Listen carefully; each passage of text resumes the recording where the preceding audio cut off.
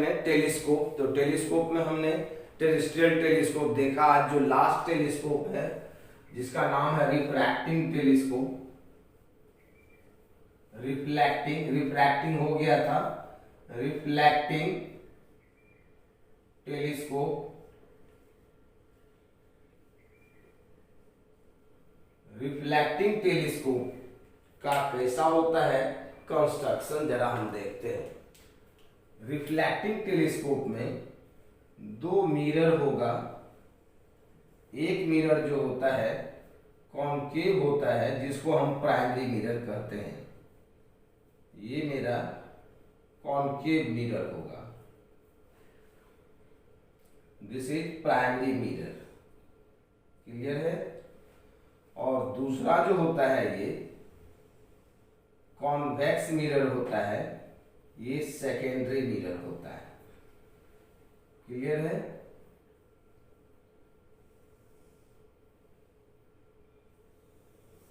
ये मेरा इस तरह से ट्यूब में फिट रहता है। ये है मेरा प्राइमरी मिरर, प्राइमरी मिरर जिसको कि हमने M1 से डिनोट किया। ये है मेरा सेकेंडरी मिरर, सेकेंडरी मिरर जिसको हमने M2 से डिनोट किया। क्लियर है।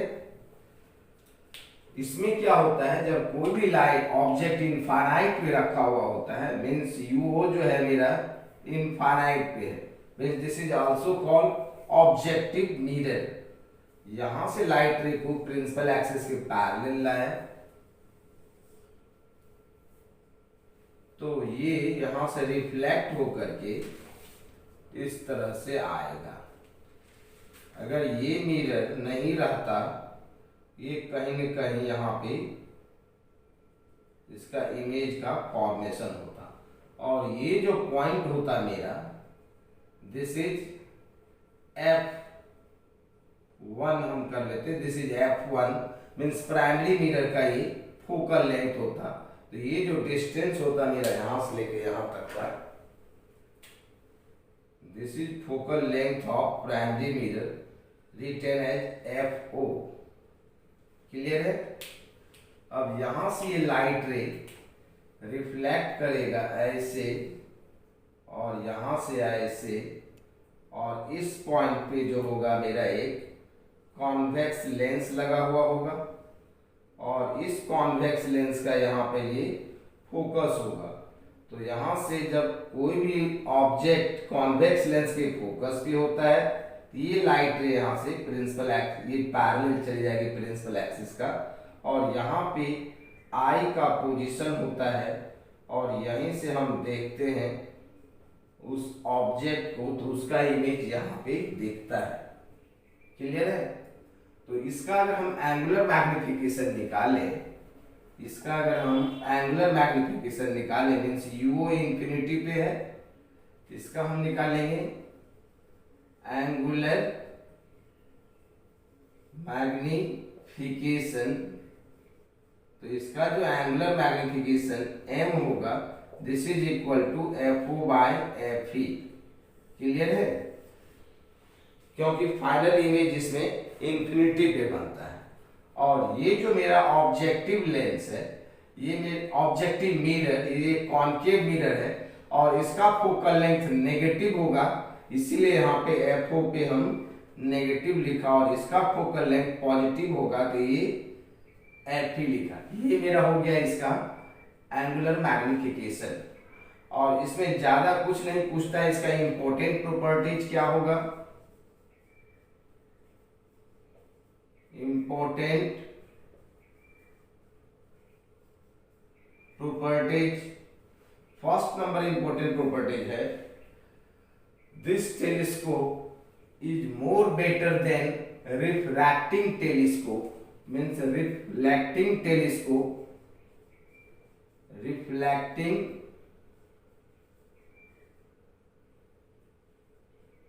telescope is more accurate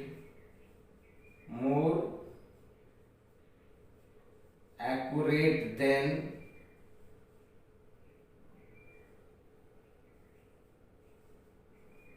refracting telescope क्यों होता है? Because it is free from spherical aberration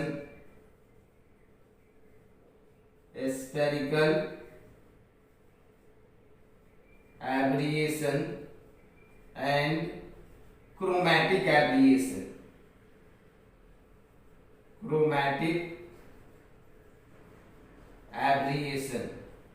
इसमें स्फेरिकल एब्रिएशन और क्रोमैटिक एब्रिएशन नहीं होता है.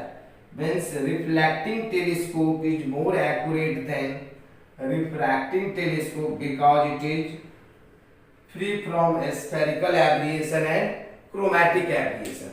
अब हम समझते हैं स्फेरिकल एब्रिएशन क्या होता है, जो कि इस टेलीस्कोप में नहीं होता है, और क्रोमैटिक एब्रिएशन क्या होता है, जो कि इस टेलीस्कोप में नहीं होता है. तो हम लोग देखते हैं स्फेरिकल एब्रिएशन. क्लियर है यहां तक?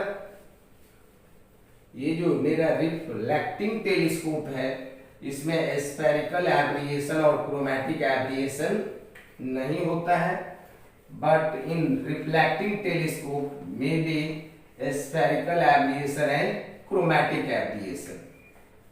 तो हम देखते हैं सबसे पहले स्फेरिकल एब्रिएशन क्या होगा. हमने हेडिंग दिया स्फेरिकल एब्रिएशन. Spherical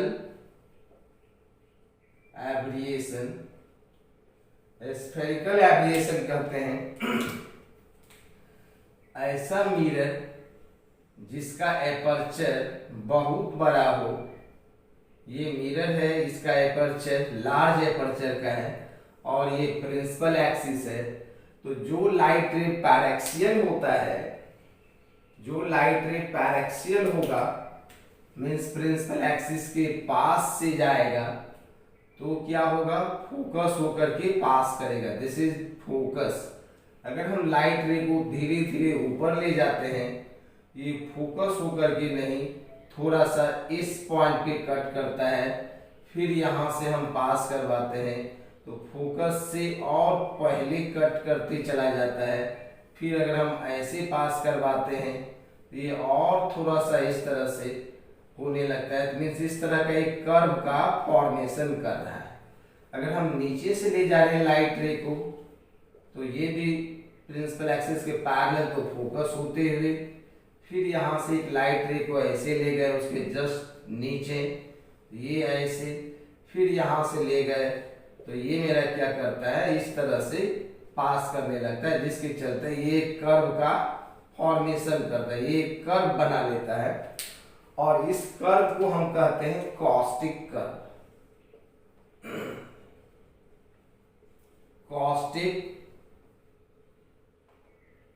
curve. और ये जो मिरर का डिफेक्ट होता है, इस डिफेक्ट को स्फेरिकल एब्रिएशन कहते हैं.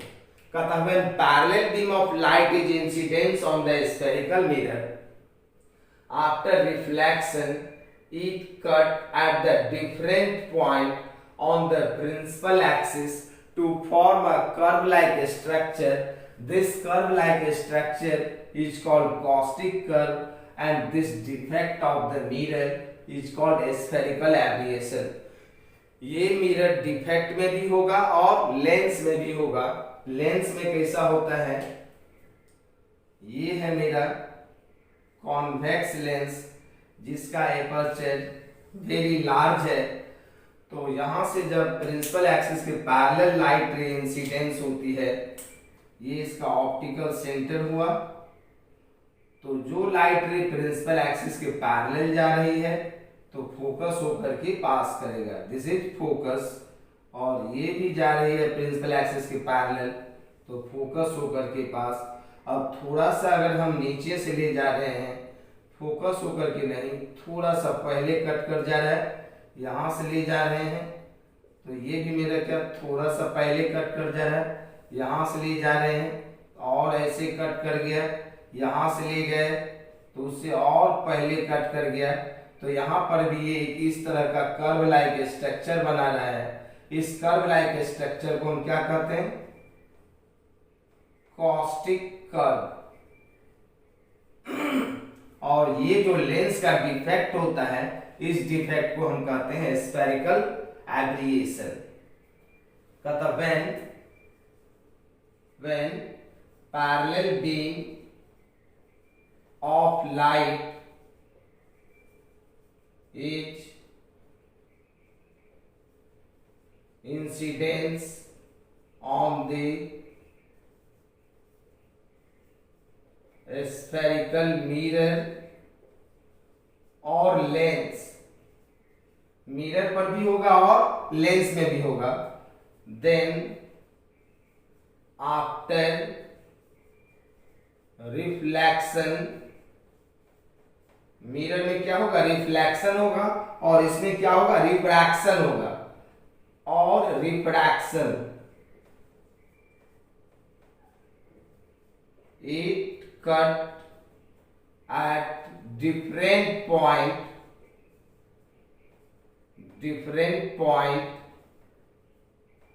on the principal axis to form a curve-like structure is called caustic curve, and this defect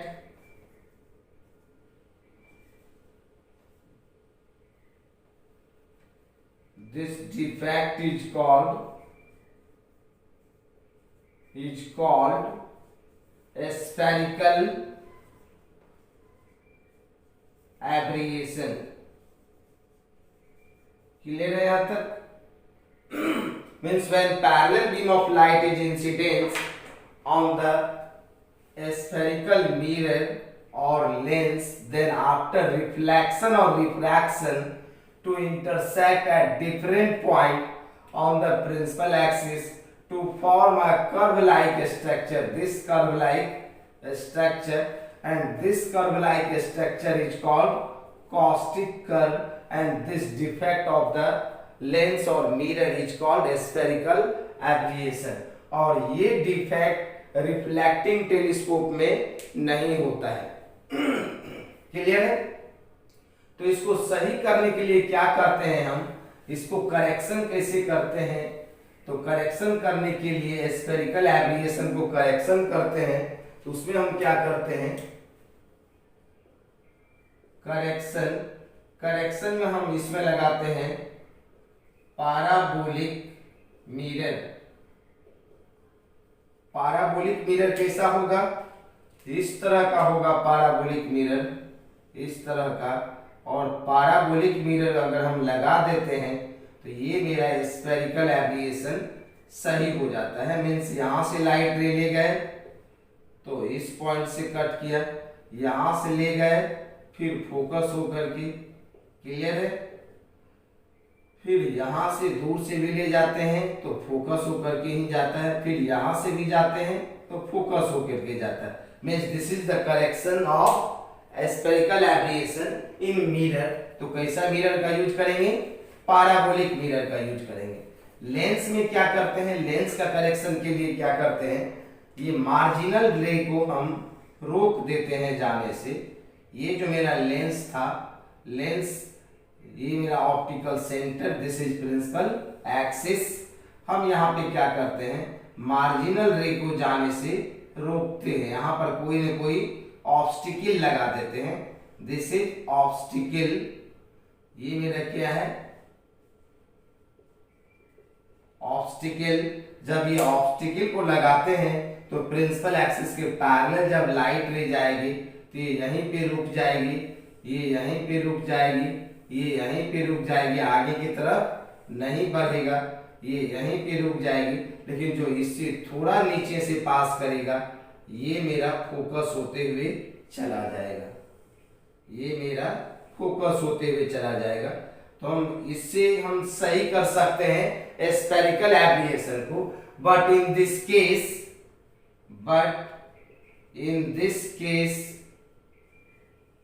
intensity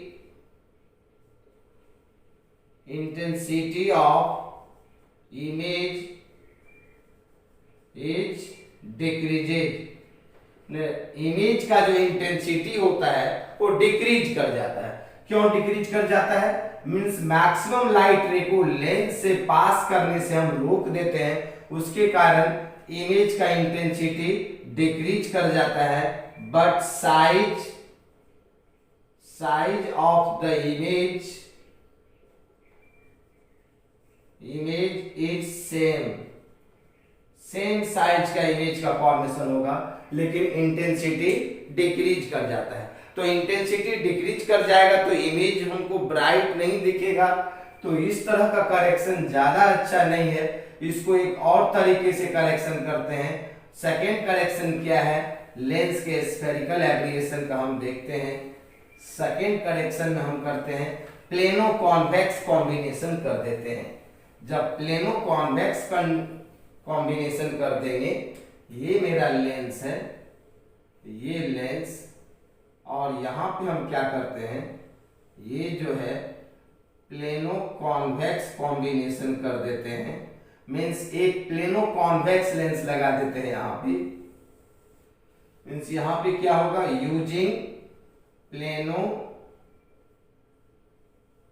convex lens, plano convex lens को यूज करते हैं। जब हम प्लेनो कॉन्वेक्स लेंस को यूज करते हैं तो प्रिंसिपल एक्सिस के पैरेलल आने वाले लाइट रे सारे के सारे एक पॉइंट पे मीट कर जाता है।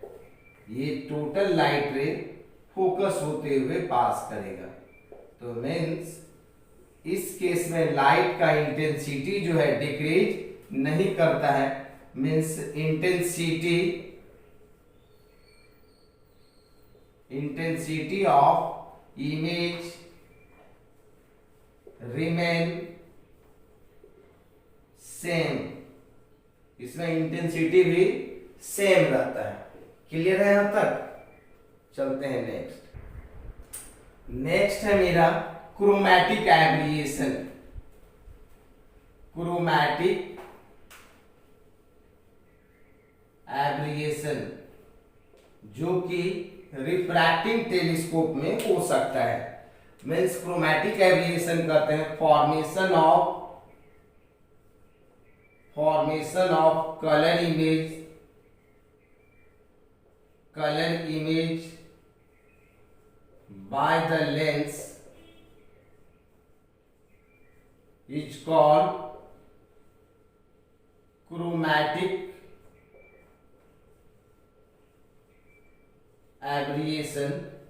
तो इसमें क्या होता है, ये है मेरा कॉन्वेक्स लेंस, और इस कॉन्वेक्स लेंस पे अगर हम व्हाइट लाइट को इंसिडेंस करवाते हैं, व्हाइट लाइट को, ये मेरा व्हाइट लाइट है, तो ये 7 कलर में डिवाइड कर जाता है। कुछ लाइट रे यहाँ और कुछ यहाँ पे होगा। हम पढ़े हैं VIB GYOR, क्लियर है? 7। और वेव लेंथ रीड का सबसे ज्यादा होता है और म्यू इनवर्सली प्रोपोर्शनल होता है लैम्डा स्क्वायर का। जिसका वेव लेंथ ज्यादा होगा उस पे म्यू कम इफेक्ट डालेगा। मीन्स रेड कलर यहाँ आके मिलेगा और वायलेट यहाँ मिलता है। इस बीच में कहीं न कहीं येलो कलर होगा, दिस इज येलो, और सातों कलर इसी बीच में होगा। तो यहाँ जो हम मेजर करते हैं, ये जो फोकल लेंथ हो जाता है फॉर वायलेट कलर का, और ये फोकल लेंथ हो जाता है फॉर रेड कलर का, और ये जो यहाँ से यहाँ तक हो जाता है, this is the measurement of chromatic एब्रिएशन।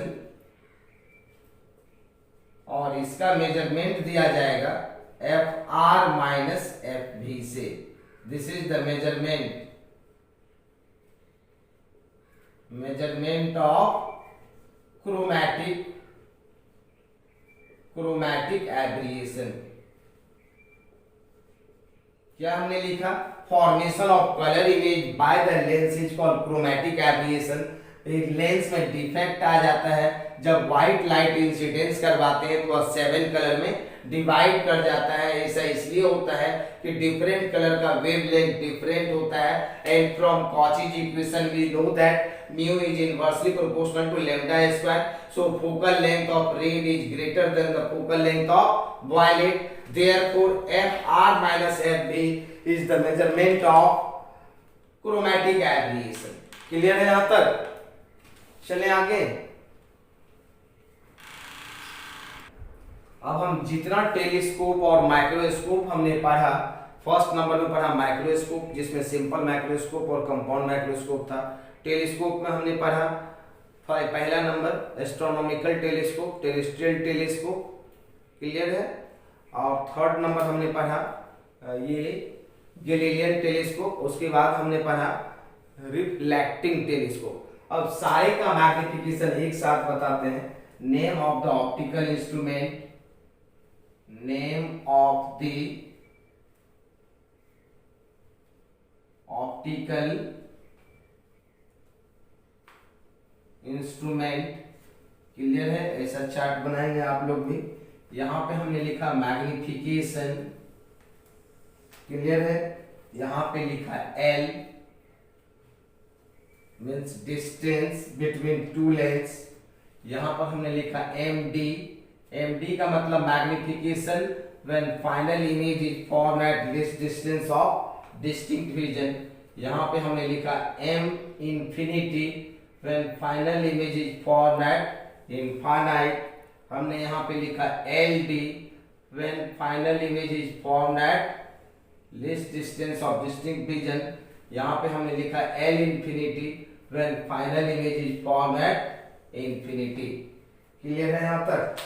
अब देखते हैं, सबसे पहले हम यहाँ पे देखते हैं सिंपल माइक्रोस्कोप। फर्स्ट नंबर में हमने पढ़ा सिंपल माइक्रोस्कोप और सिंपल माइक्रोस्कोप का मैग्निफिकेशन हम पढ़ा D/UE। क्लियर है? और इसमें लेंस का बीच का डिस्टेंस नहीं होता था क्योंकि एक ही लेंस होता है, और इसमें होगा 1 + D/f। जब इंफिनिटी पे बनता था तो D/f। क्लियर है? और यहाँ पे लेंस के बीच का डिस्टेंस नहीं होगा। इसलिए नहीं होगा कि सिंपल माइक्रोस्कोप में मेरा एक ही लेंस था। नंबर 2 में हम देखते हैं compound microscope. Compound microscope, compound microscope में इसका मैग्निफिकेशन VO/UE इंटू D/FE आया था, और इसका L होता था VO + UE। क्लियर है? आप देख लो, उसमें MD पे बनता था तो VO/UO इंटू 1 + D/FE, और M इंफिनिटी पे तो VO/UO इंटू D/FE, और LD होता था मेरा VO + UE, VO + UE, और L इंफिनिटी होता था VO + FE। ये था मेरा कंपाउंड माइक्रोस्कोप का। अब उसके बाद हम देखते हैं एस्ट्रोनॉमिकल टेलीस्कोप का। Astronomical telescope, astronomical telescope, astronomical telescope का मैग्निफिकेशन आया था मेरा FO/UE, और L आया था FO + 4F + UE। क्लियर है? और MD आया था FO/FE इंटू 1 + FE/D, और M इंफिनिटी आया था FO/FE। LD आया था FO + 4F + FE। FE नहीं, यहाँ पे हम लिखते थे UE। क्लियर है? ये दोनों, ये मेरा ये सेम है UE, और ये मेरा F O plus 4f plus F E होता था। ये था मेरा एस्ट्रोनॉमिकल, ये मेरा एस्ट्रोनॉमिकल टेलीस्कोप में 4f नहीं होता था, ये मेरा सिर्फ यूई होता था, एफ ओ प्लस यूई। ये मेरा सही है, ये सही है, एफ ओ प्लस यूई ही होता था इसमें, एफ ओ प्लस यूई होता था, टेरेस्ट्रियल में होता है वैसा, और इसमें हो जाएगा F O plus F E, और यूई का वैल्यू हम निकाले थे F E D by F E plus D. Number 4 में टेरेस्ट्रियल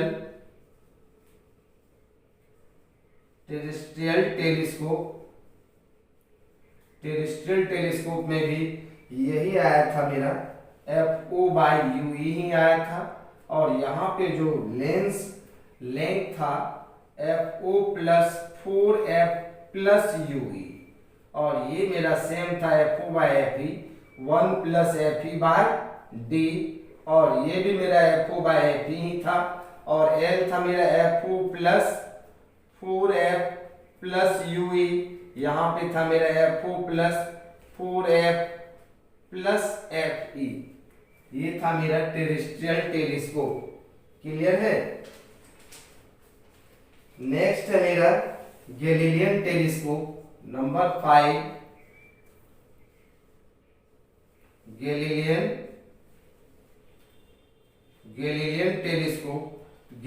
टेलीस्कोप में भी आया था मेरा F O by U E, यहाँ पे F O minus U E magnification, F O by F E 1 minus F E by D, और यहाँ पे F O by F E. Clear है? और यहाँ पे जो था मेरा F O minus U E, this is F O minus F E. Clear है यहाँ तक? अब लास्ट जो मेरा था रिफ्लेक्टिंग टेलीस्कोप में नंबर 6, रिफ्लेक्टिंग टेलीस्कोप में F O by F E, और ये सारा बाकी खाली था और कुछ नहीं होगा। क्लियर है?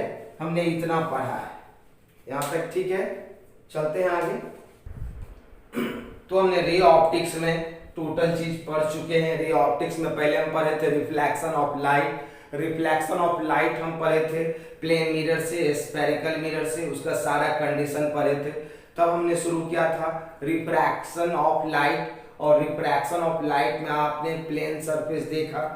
प्लेन सरफेस में हमने फर्स्ट देखा था स्ट्रेट प्लेन, तब ग्लास स्लैब और प्रिज्म से देखे थे रिफ्रैक्शन, और प्रिज्म में डिफरेंट कंडीशन भी देखे थे। मिनिमम डेविएशन क्या होगा, mu equal to sine DM plus A by 2 divided by sine A by 2, और इसका ग्राफ भी खींचे थे। उसके बाद हमने कर्व सरफेस में आ गए थे। कर्व सरफेस में हमने देखा सिंगल कर्व सरफेस और डबल कर्व सरफेस, और डबल कर्व सरफेस में लेंस आया था। लेंस का सारा केस हमने देखा, lens maker formula, lens formula क्या होता था, 1 by v minus 1 by U equal to 1 by F. Lens maker क्या होता था, 1 by F equal to mu minus 1 into 1 by r1 minus 1 by r2। Clear है यहाँ तक? आप सारे को रिवाइज करोगे, और लेंस को अगर डिफरेंट मीडियम में रखते थे तो उसका फोकल लेंथ चेंज करता था। अगर लेंस को अपने से कम वाले मीडियम में रखते थे तो उसका focal length increase, nature same. और ग्रेटर वाले मीडियम में ऐसा लिक्विड जिसका रिफ्रैक्टिव इंडेक्स लेंस से ग्रेटर होता था तो उसमें फोकल लेंथ भी इंक्रीज करता था, but nature of the lens is reverse. Clear है? अब लेंस का सिल्वरिंग भी देखे थे, लेंस को सिल्वर कर देंगे तो उसका फोकल लेंथ कैसे चेंज करता है। अगर लेंस को कंबाइंड करके रखते हैं तो उसका फोकल लेंथ और पावर कैसे निकलता है। लेंस का कॉम्बिनेशन में अगर दोनों लेंस के बीच के डिस्टेंस को d पे रख देते थे तो उसका equivalent focal length f equal to f1 f2 by f1 plus f2 minus d होता था। मीन्स d को इंक्रीज करवाते थे तो फोकल लेंथ भी इंक्रीज करता था। So for higher magnification both the lenses should be placed in contact. Clear है यहाँ तक? लेंस में हमने डेविएशन भी देखा था। किसी भी केस में डेविएशन का formula delta equal to h by f होता था, where h is the height from optical centre to that point where the light rays incidence, but all light rays are paraxial, so h is very very small. उसके बाद हमने optical instrument में आ गया, और optical instrument में आपको हमने 3 part बताया, बोले थे एक होगा आई, दूसरा माइक्रोस्कोप, तीसरा टेलीस्कोप। आई में हमने देखा नॉर्मल आई भी पढ़ा, नॉर्मल आई का इंपॉर्टेंट टर्म्स भी देखा हमने, क्या क्या होता था नॉर्मल आई में, आप पढ़ोगे कॉपी में सारा लिखवाया हुआ है। तब उसके बाद हमने डिफेक्ट ऑफ विजन देखा। डिफेक्ट ऑफ विजन मेनली 4 तरह का हमने देखा था, मायोपिया, हाइपरमेट्रोपिया और प्रेस बायोपिया। तब उसके बाद हमने सिंपल माइक्रोस्कोप में आया। सिंपल माइक्रोस्कोप में मैग्निफिकेशन 2 केस में हमने पढ़ा। पहला केस था जब final image least distance of distinct vision पे बनता है तो उस वक्त magnification m equal to 1 plus D by F. जब फाइनल इमेज इंफिनिटी पे बनता था तो उस वक्त मैग्निफिकेशन d बाई एफ। तब हमने आया कंपाउंड माइक्रोस्कोप में। कंपाउंड माइक्रोस्कोप का 2 केस हमने देखा, एक नॉर्मल एडजस्टमेंट। नॉर्मल एडजस्टमेंट में final image least distance of distinct vision पे बनता है, उस वक्त angular magnification m equal to 1 plus D by F into VO by UO आया था। अगर हम लेंस मैग्निफिकेशन का relation length between the 2 lenses देखे थे तो angular magnification directly proportional to length आया था, और angular magnification inversely proportional to FO आया था। मींस ऑब्जेक्टिव और आई पीस का भी focal length very very small होना चाहिए in the case of simple microscope, so angular magnification inversely proportional to F भी आया था। तब हमने देखा टेलीस्कोप। टेलीस्कोप में पहला टेलीस्कोप हमने देखा एस्ट्रोनॉमिकल टेलीस्कोप। इसका भी 2 केस था, final image least distance of distinct vision पे उस वक्त जो मेरा मैग्निफिकेशन आया है FO by FE 1 plus FE by D आया था। और नॉर्मल एडजस्टमेंट कहते हैं जब फाइनल इमेज इनफाइनाइट पे हो, मींस टेलीस्कोप में नॉर्मल एडजस्टमेंट पे फाइनल इमेज इनफाइनाइट पे बनता है, और माइक्रोस्कोप में नॉर्मल एडजस्टमेंट पे final image least distance of distinct vision पे बनता है। जब टेलीस्कोप में हमने फाइनल इमेज को इनफाइनाइट पे बनाया तो उस वक्त एंगुलर मैग्निफिकेशन जो आया था मेरा m equal to FO by F ही आया था। अब एस्ट्रोनॉमिकल टेलीस्कोप, उसके बाद हमने देखा टेरेस्ट्रियल टेलीस्कोप। उसमें 3 लेंस लगा हुआ था, एक ऑब्जेक्टिव था, एक आईपीस था, एक बीच में एक्स्ट्रा लेंस लगाए थे जिसको फील्ड लेंस कहते थे। और फील्ड लेंस का काम क्या था, जो फाइनल इमेज बनता था उसको इरेक्ट बना देता था। मींस टेरेस्ट्रियल टेलीस्कोप से अर्थ पर जो ऑब्जेक्ट होता था उसके इमेज को हम देखते हैं जो कि इरेक्ट दिखता है। क्लियर है? उसमें भी 2 केस पढ़ा था हमने, फाइनल इमेज लिस्ट डिस्टेंस पे और फाइनल इमेज इन्फिनिटी पे।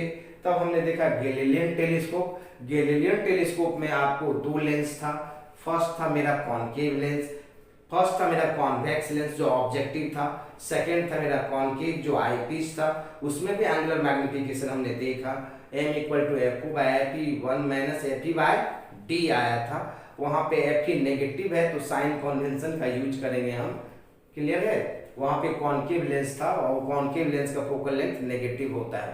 क्लियर है? आप दोनों टेलीस्कोप में एक फॉर्मूला भी यूज कर सकते हो। यहाँ पे एफई का वैल्यू, यहाँ अगर हम प्लस लेते हैं तो साइन कन्वेंशन का यूज करेंगे तो यहाँ पे अपने आप माइनस आ जाएगा। क्लियर है? और इसमें भी 2 केस देखे थे, फाइनल इमेज इन्फिनिटी पे। जब फाइनल इमेज इन्फिनिटी पे होता था तो एंगुलर मैग्निफिकेशन मेरा एफओ बाई एफई आता था। क्लियर है? तब हमने देखा रिफ्लेक्टिंग टेलीस्कोप। तो बताए थे रिफ्लेक्टिंग टेलीस्कोप में 2 मिरर होगा, एक प्राइमरी मिरर एक secondary mirror. Primary mirror concave होता है, सेकेंडरी मिरर कॉन्वेक्स होता है। उसमें भी magnification minus FO by FE आया था। And this telescope, reflecting telescope, is more accurate than refracting telescope because it is free from chromatic aberration and spherical aberration. Chromatic aberration क्या होता था हमने बताया, chromatic aberration होता था formation of color image by the lens। जब कोई भी लेंस पे व्हाइट लाइट को इंसिडेंस करवाते हैं तो वह डिफरेंट कलर का इमेज बना देता है, उसी को हम क्रोमैटिक एब्रिएशन कहते हैं। और क्रोमैटिक एब्रिएशन को सही करने के लिए एक क्रोमैटिक कॉम्बिनेशन करते हैं। उसके बाद बताया था हमने स्फेरिकल एब्रिएशन, और स्फेरिकल एब्रिएशन में होता था when parallel beam of light is incidence on the spherical mirror or lens after reflection or refraction it cut at different point on the principal axis। to form a curve like structure, and this curve like structure is called caustic curve, and this defect of the lens or mirror is called spherical aberration. ये defect lens में भी होता है और mirror में भी होता है। तो मिरर को सही करने के लिए हमने पैराबोलिक मिरर का यूज किया था, और लेंस को स्फेरिकल एब्रेशन से सही करने के लिए हमने प्लेनो कॉन्वेक्स लेंस का यूज किया था। So combination is plano convex then the spherical aberration is correct. तो क्लियर है, आज के लिए इतना ही। नेक्स्ट टॉपिक शुरू करेंगे न्यू चैप्टर के साथ, जो होगा मेरा वेव ऑप्टिक्स। तो नेक्स्ट लेक्चर में हम लोग देखेंगे वेव ऑप्टिक्स क्या होता है। रे ऑप्टिक्स का आप खुद से न्यूमेरिकल्स बनाओगे, जो नहीं बनेगा सेंड कर देना है, फिर से हम उसको बना करके भेज देंगे वीडियो में। तो आज के लिए इतना ही, फिर नेक्स्ट लेक्चर में हम आ रहे हैं वेव ऑप्टिक्स लेकर के।